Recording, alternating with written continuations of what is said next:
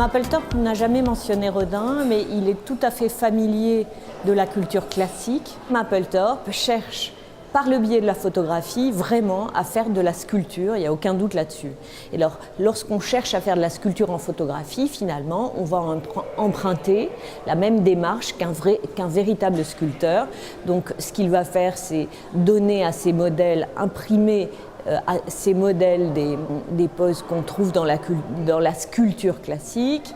Il va chercher dans le détail du corps un élément qui se suffit à lui-même. Il va jouer avec l'ombre et la lumière.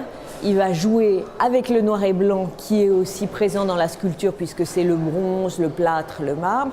Et comme ça, on comprend un cheminement commun qu'on trouve dans l'exposition du musée Rodin.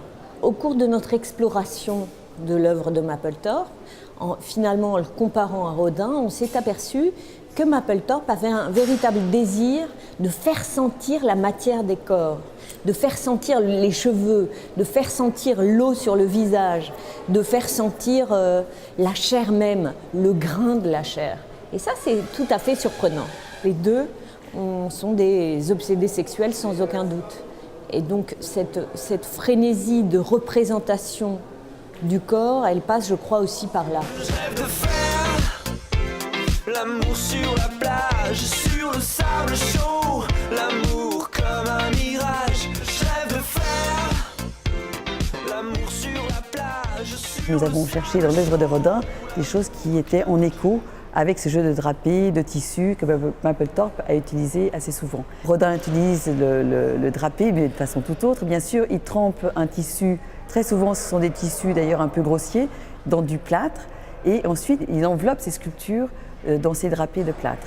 Et c'était un sculpteur qui travaillait de manière classique, c'est-à-dire qu'il modelait les corps nus avant de les vêtir, et ensuite il les drapait, une fois que les corps étaient sculptés, modelés plutôt, eh bien, il agençait ces tissus de plâtre sur les physiques.